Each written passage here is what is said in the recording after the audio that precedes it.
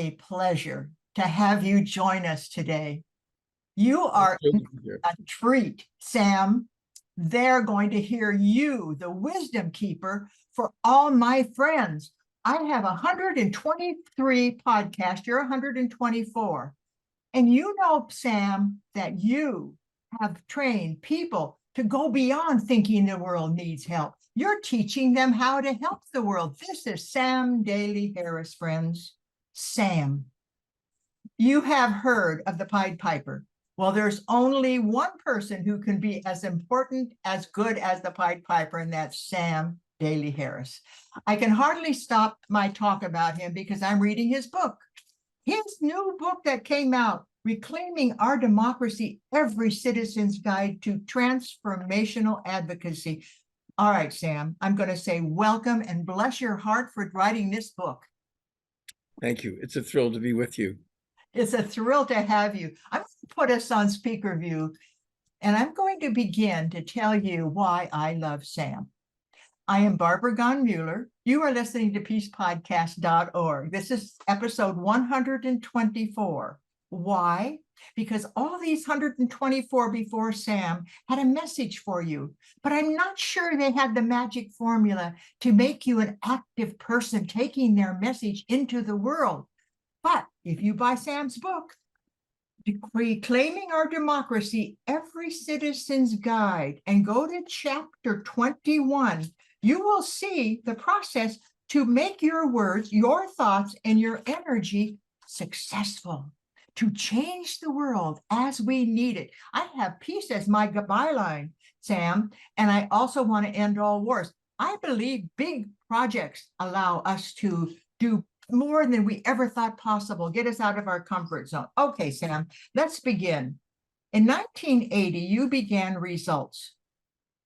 Tell me why. Well, if I can do it this way, I really urge people to know their why and share it.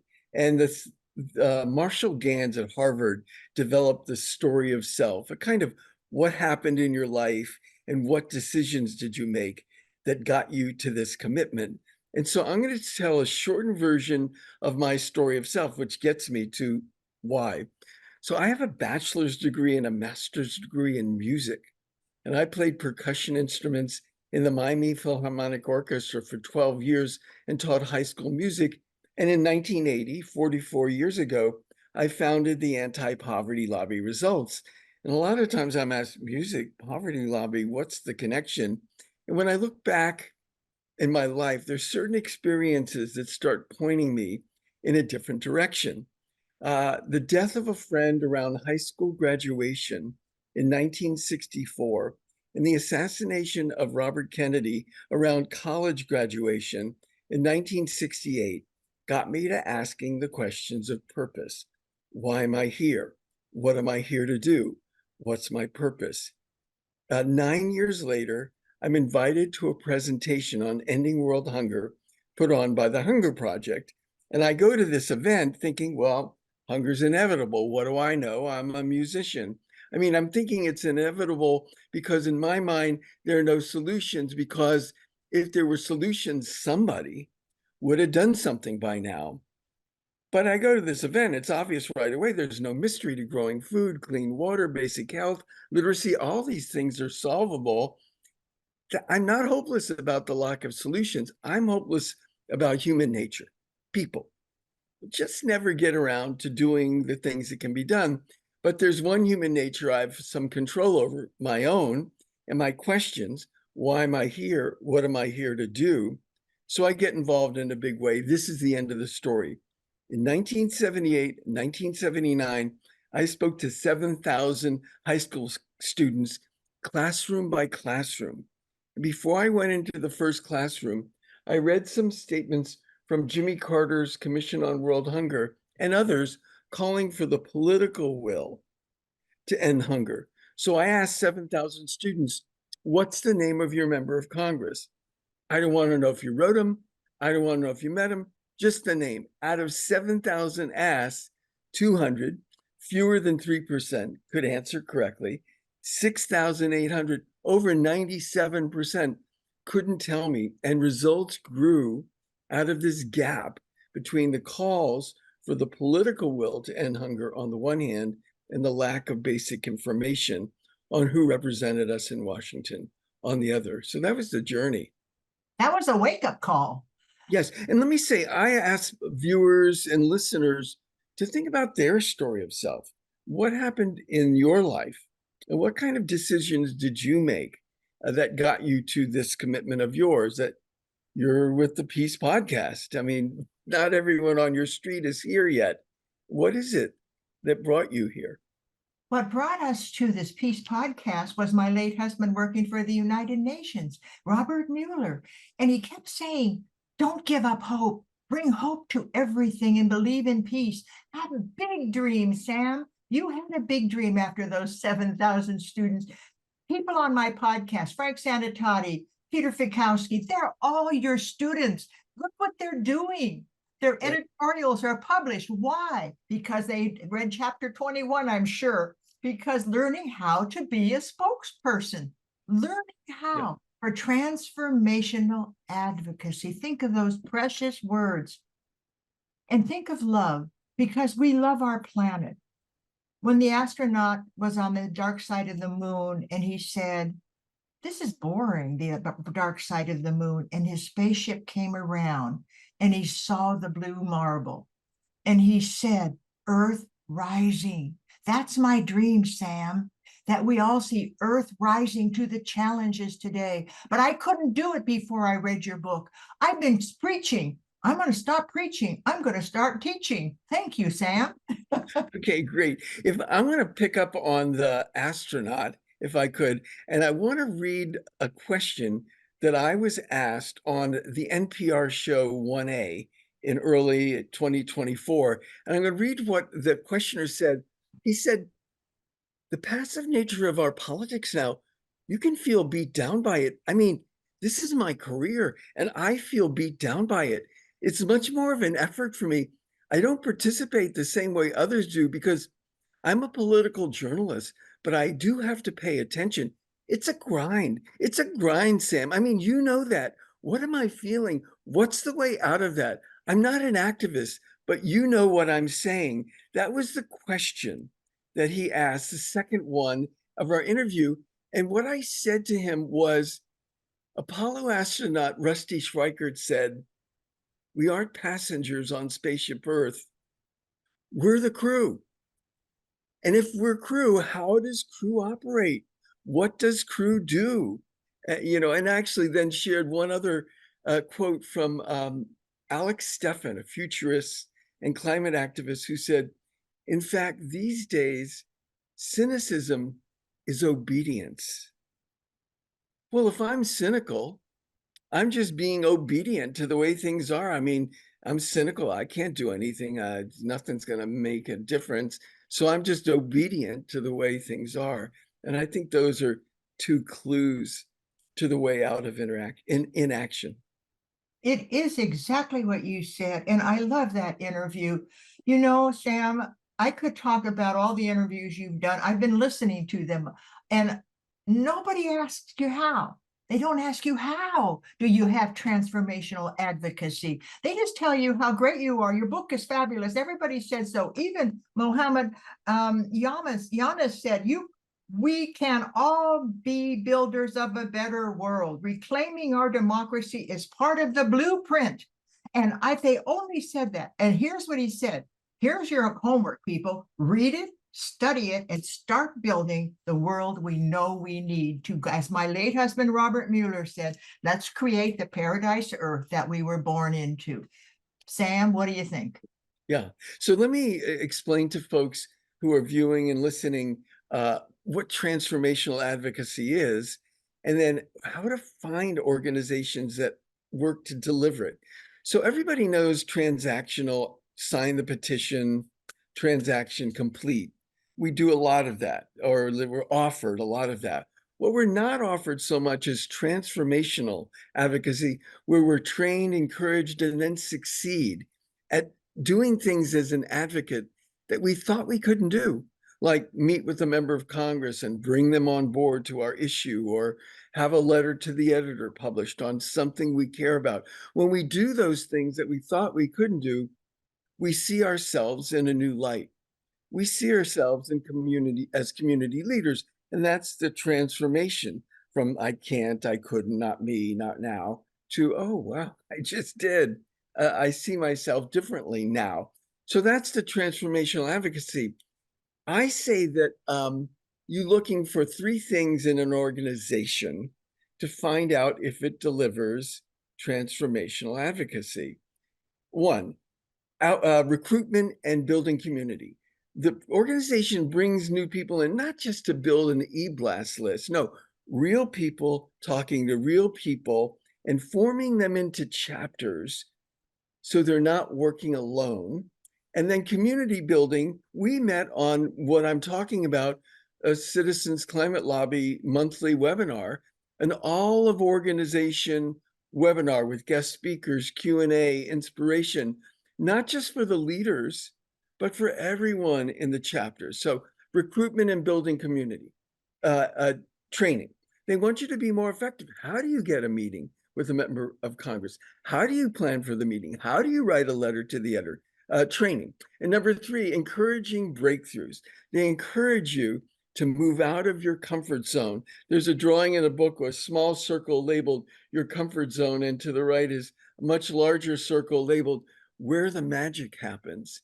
So you're looking for an organization that doesn't kick you out of your comfort zone, but encourages you out over to where the magic happens. There are not a lot of organizations that do that. We need more to really empower their members. Well, the advantage to being in an organization like that is the support that they offer you as you come out of your comfort zone. You have so many stories in here. Could you give us a sample of one of them where this one that just stuck in my heart was the one about the woman who wanted to bring her check at the end of the year. So what Oh, was, right. Okay. you know Yes, exactly what I'm I talking know exactly what you mean. So this is Maxine Thomas. about. She's someone with a lived experience of poverty. She's an amazing woman, but I always say we're all amazing if we can just find an organization that can empower us. She joined a group called Circles for people who are motivated to move out of poverty, and her group realized they had a story to tell, and so they looked around for groups that could help tell their story, and they found Results, the anti-poverty lobby I founded. And she gets involved. She gets a scholarship to go to the Results conference in DC, borrows luggage to go to the conference. The night before the conference, she realizes that the earned income tax credit is about to expire. It's for low-income working families. In 2020, a family on average received $3,100 at tax time. And I'm going to read what she said. This is her first ever meeting with a member of Congress. The first congressional meeting on Lobby Day was with Senator Dan Coates, Republican of Indiana, and brought new ahas. He was there for the entire meeting. I can still feel it. I was a ball of emotions. It felt like an out-of-body experience. I was processing being in DC, and now we're in an exclusive meeting. We're all dressed up. It's high level. The volunteers were polished and sharp, but I was scared. Now, that's all of us at that first ever, but I was scared and worried whether I would say the right thing. I think it was Lisa who asked, "Do you want to say anything?" I thanked the senator and said, "I learned last night why I'm here. I didn't know I could come here from Indianapolis to talk to you, someone who can help us. I can't imagine what will happen to if the earned income tax credit is taken away from families like mine. I'm able to take a deep breath and catch up on my bills because of the earned income tax credit. I look forward to tax time because that's the only time I can handle my financial burden. I'd like to take my kids to the mall to buy shoes without worrying if it'll take away from my other bills." And then she closes. Well, let me say this. The senator says, he straightens himself up and he says, "Wow, this has been emotional.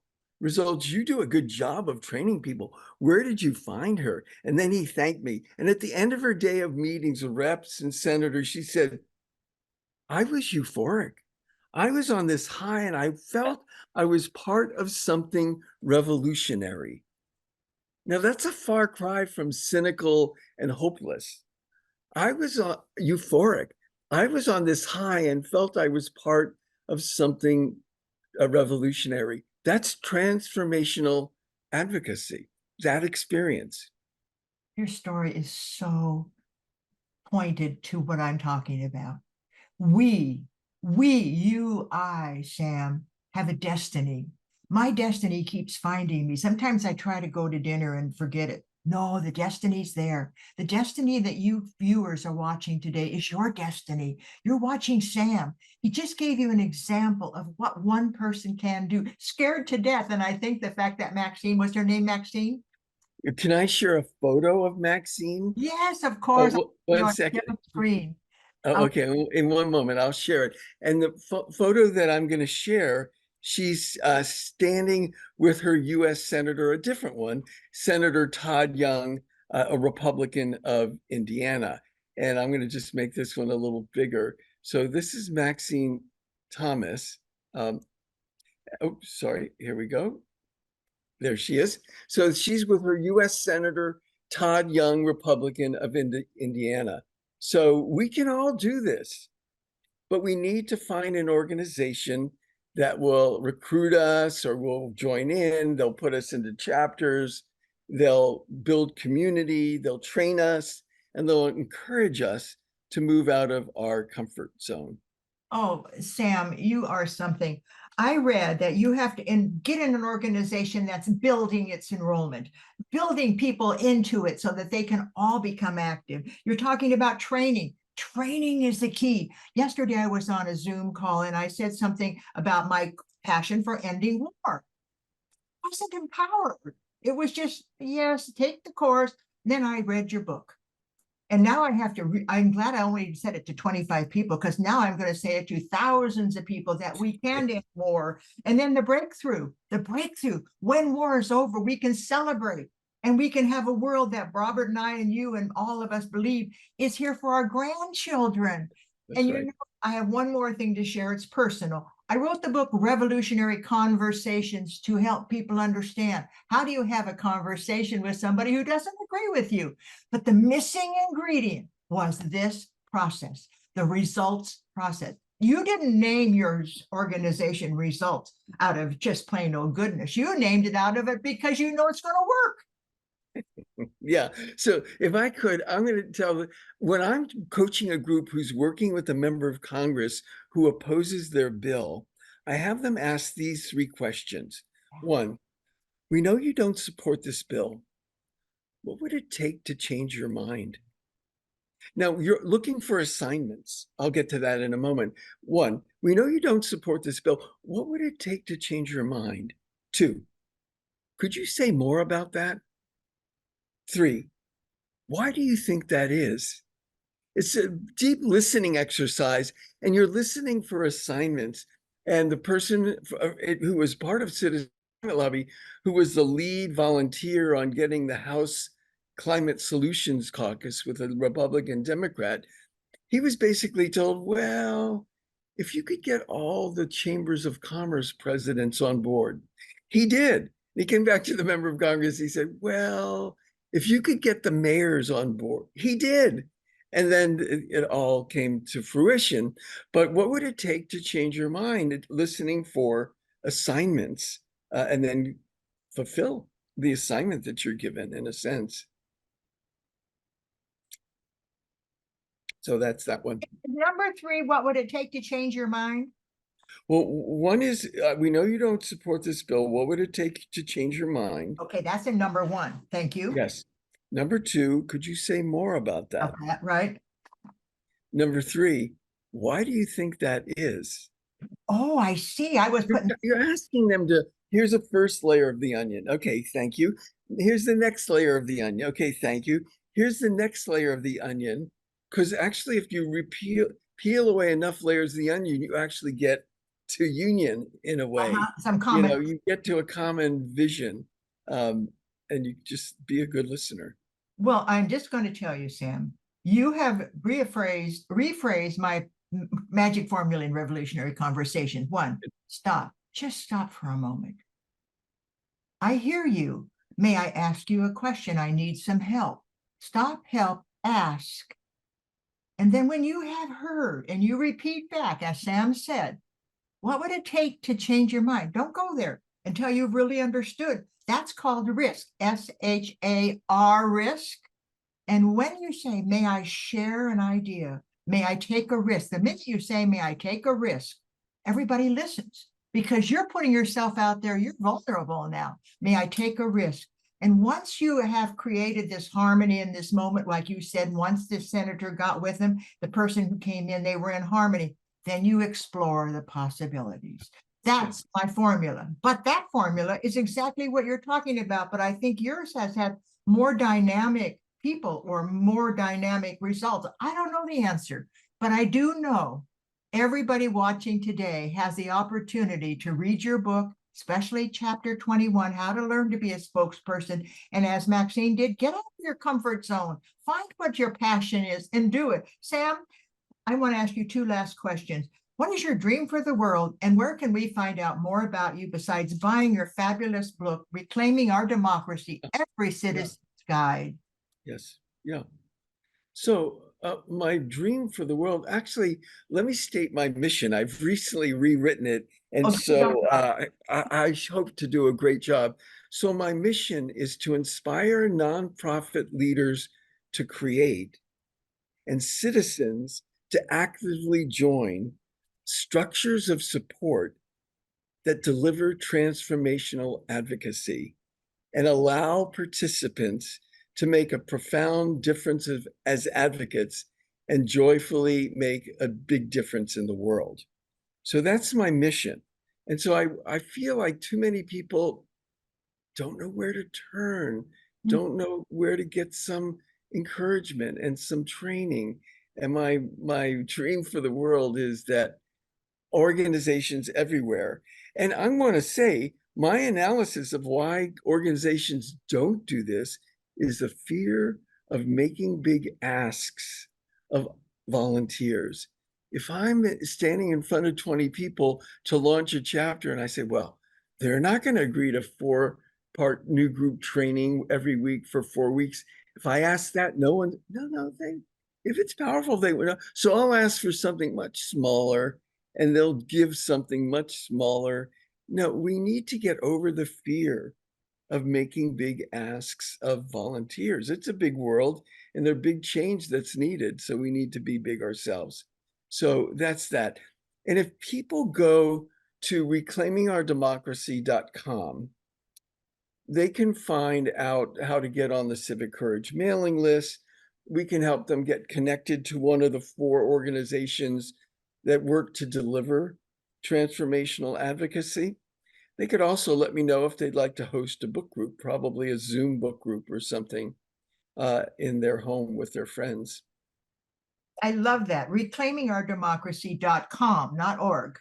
Either one works, actually. Both of them work. Okay. Yeah. Because I'm peacepodcast.org, because I want to make sure that people understand I am doing this out of my love for the world. I am not doing it out of profit.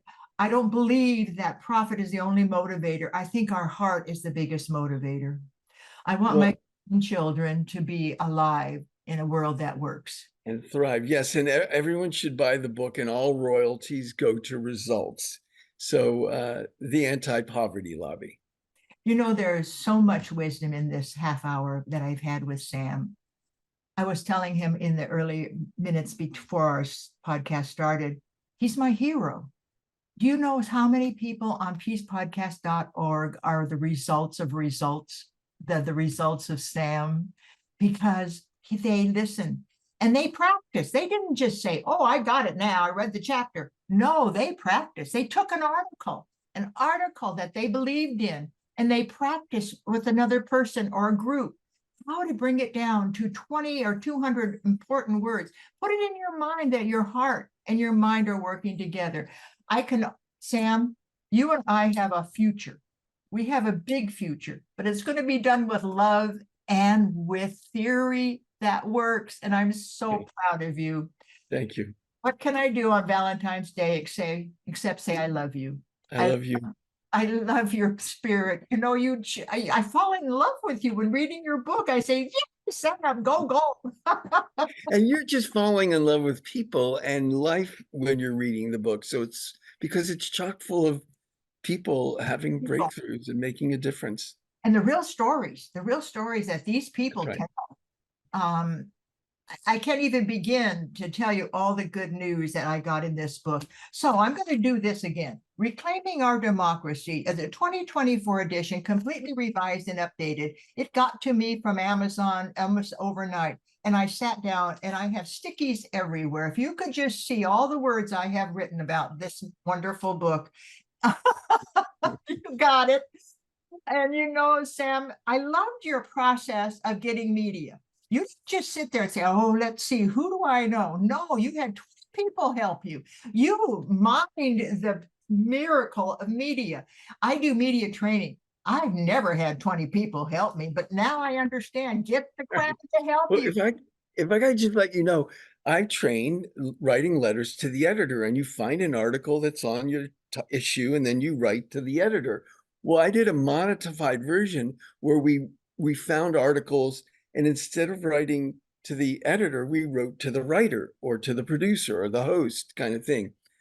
We wrote 370 journalists about a specific piece of theirs, quoting back to them what they said in their piece and saying how some ideas in this book were aligned with that. And 126 asked for an advance copy. And of course, a smaller number than That's have a interviewed lot. it. It's, you know, it's awesome. It's That's awesome. awesome. When you can get 10% return on your letters, you got 33%. Yeah. Honest to God. Oh, sorry, everybody, just listen. You can tell I'm bubbling over with enthusiasm about Sam Daley Harris. I'm Barbara Gone Mueller. I kept my name Barbara Gone Mueller because I know when you search on Google, there's about 2,000 Barbara Muellers, but there's only one Barbara Gone, Gaughen, Mueller. And that was my first husband who helped get the man on the moon. My second husband, Robert Mueller, helped save the world in 40 years of passion for the United Nations. He's called that the best education he ever got, was working with people, helping people understand their destiny, helping people understand that hope is the foundation of peace and work. Sam, all I can say is you're a blessing. You're a person that walks his talk. And I had such a good time talking to you today. Thank you. It was a thrill. Thank you. It's a conversation I'll never forget. And with that, I say, all of you, invite a friend to listen to Sam. In fact, invite the whole organization that you're a part of and view this together and say, what's our action now that we've seen Sam and Barbara's asked them a couple of good questions? What are we going to do now? Maybe we'll read chapter 21 together, practice. And with that, I say, God bless you and happy Valentine's Day. Let your love shine, as I have been sharing it with my family and friends. And I'm only halfway through. What does that tell you? You can have a lot of friends when your heart is speaking. And when you use Reclaiming Our Democracy and learn transformational advocacy. Sam, thank you.